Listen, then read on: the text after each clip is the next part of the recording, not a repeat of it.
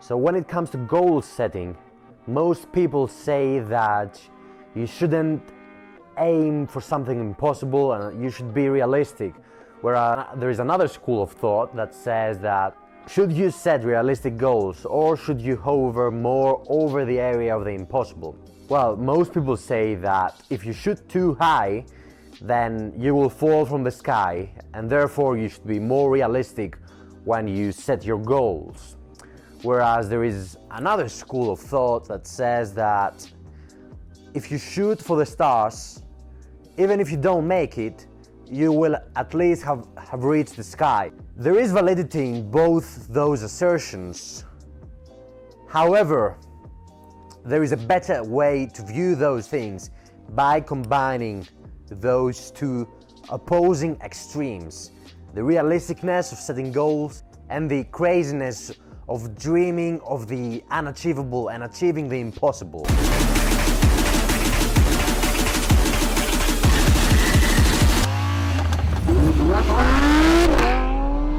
It's Damian Prosalendis, self-made millionaire at age 20. Welcome to my channel, and in this video I'm gonna tell you how to set your goals properly so that you can achieve them and so that nobody can stop you from getting what you want.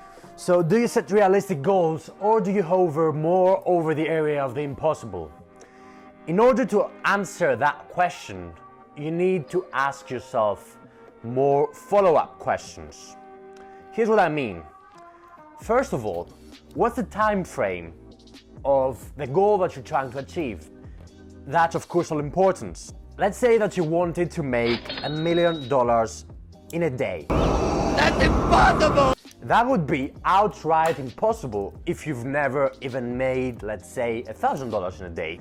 However, making $1 million in a day 10 years from now seems challenging. You may not know exactly how you're gonna make it, but it seems more realistic, you know, because you just modified the time frame from one day, make $1 million tomorrow, or make $1 million in a day, but 10 years from now. So the time frame of your goal is of crucial importance to its achievement. So is the relativity of your goal to your past accomplishments and experience. What is your current situation and what is your desired situation? Because if you say, I'm going to be a world champion boxer, and you're 25 years old, 50 pounds overweight, and you punch like 15 years old, Nani? And you punch like a 14 years old girl while gasping out of breath, well, there is no chance you're gonna do it. However, if you're already 2 times national champion, then the odds of you becoming a world champion are much higher, just because your past accomplishments and your experience is already at a level, is already a stepping stone that allows you to jump to the higher level. So the distance from where you are right now to where you're gonna be is closer, so the goal is much more feasible. So your goals and your dreams must surpass the limits of reality, and they should also be within eye contact distance with the limits of impossibility. That's a very good rule of thumb to think. That's like a very good rule to remember, to keep in your mind. Surpass the borders of reality and within eye contact distance with the borders of impossibility. Don't let the limits of reality shrink the limits of your dreams. But at the same time, don't live your whole day in dream world. Dreams get manufactured there, but they are brought into the real world via the avenue of sweat and tears. So you see how those two schools of thought are combined, the school of being realistic and the school of shooting for the stars. However, if I were to lean towards one of those extremes more, I would definitely lean more towards shooting for the impossible. I actually have a tattoo on my shoulder. It always seems impossible until it's done. I had that tattoo when I first made $30,000 a month, because for me, that seemed like an impossible deal back in the day. Now, if I make $30,000 in a month, I will be disappointed, but that's a different story, because my desired situation is very different from what it was A few years back, when I was sleeping on a mattress I picked up from the trash in a roach-infected dorm room, things have changed. So goals have changed, and your goals should always be progressively harder. You should be moving up the ladder all the time.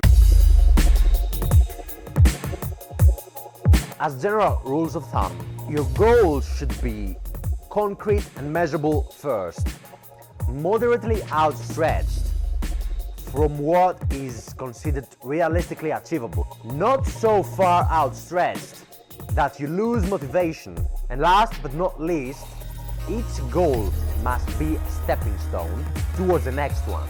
And if you have a very big goal that right now seems unrealistic, the way you get there to that desired situation from your current situation is by adding stepping stones to your way there. Now let's step back for a second and make an important distinction. How do you separate a goal from a dream? Because many people conflate the two, and it's usually a matter of definition of the person that's speaking about it. What is a dream and what is a goal? Let me give you a concrete example so you can understand this once and for all. I'm rich and successful and I'm cruising the Mediterranean in my multi-million-dollar super yacht. What is that? Is it a goal or is it a dream? It is obviously a dream. Whereas on the other hand, I am making $10,000 a month. That's a goal. It's very easy to understand. So what's the main difference? Usually you can separate a goal from a dream, given on the fact that dreams are more general and harder to measure, whereas goals must always be concrete and specific and measurable. That's the main difference of it. And once you understand that, you can think about your dream, which is your desired situation, and then add the goals on your way there as stepping stones so they can get you to your dreams. Now, that doesn't mean that each goal itself shouldn't have stepping stones. So let's say you have your dream here, which is your desired situation, and here you are, your current situation. You have goal number 1, goal number 2, goal number 3, and then a dream. Now, goal number 1, that could also be thought of as a desired situation. So you have goal number 1, and here you are. So you have stepping stone for goal number 1, stepping stone number 2, stepping stone number 3, and so on until you get to goal number 1. Now, when you get to goal number 1, that has become your current situation. So it comes back down here, and then is your next desired situation, which is goal number 2. So stepping stone number 1 for goal number 2, stepping stone number 2, number 3, and so on and so forth. You achieve goal number 2, that becomes your current situation. And you keep going until you've achieved enough goals that those have led you to making your dream your desired situation. Basically, guys, the trick here is to dissect your goal into smaller, more easily achievable components. That can make even the most humongous goal feasible.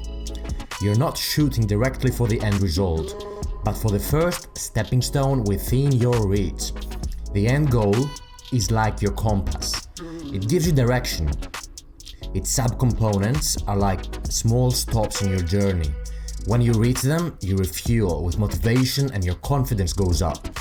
It's like if you were to embark on an extremely long car journey. Let's say you drive from London to Beijing. Those two cities are extremely far away. You can't get from one to another in one continuous drive. You need to stop, refuel, sleep, rest.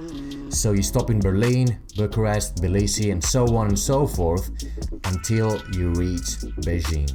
This dissection of your end goal into its subcomponents makes your journey more enjoyable and guarantees that you will achieve your end goal, because you'll never get disappointed, because you always have a goal within grasping distance.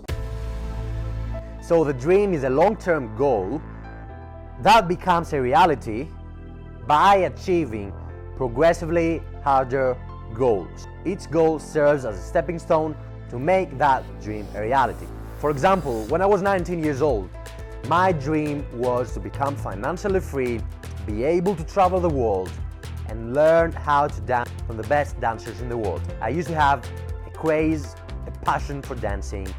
I trained 20 hours a week, 3-4 hours every day, and I wanted to become a professional dancer. That was back then when I was 19. Obviously, my dream now is very, very different, but that's what I said before, that as you move on, as you change as a person, as you achieve more things, your goals and your dreams adapt. But that was my dream back then. However, my goal was to make 300 euros a month so that I could substitute the little money my parents could afford to give me every month as a university student back then. Then that 300 euros became 500, then 1,500, then 5,000, then 10,000, 30,000, and later, a little bit later, 100,000 euros a month. Now imagine if I had started out by aiming at 100,000 euros a month. That would have been like a too far outstretched goal, and I would have lost motivation a few months after I got started. And in fact, I didn't make any money for the first 5 months after I started in entrepreneurship. So I would have probably gotten discouraged if I were shooting for a goal that was too far from my then situation.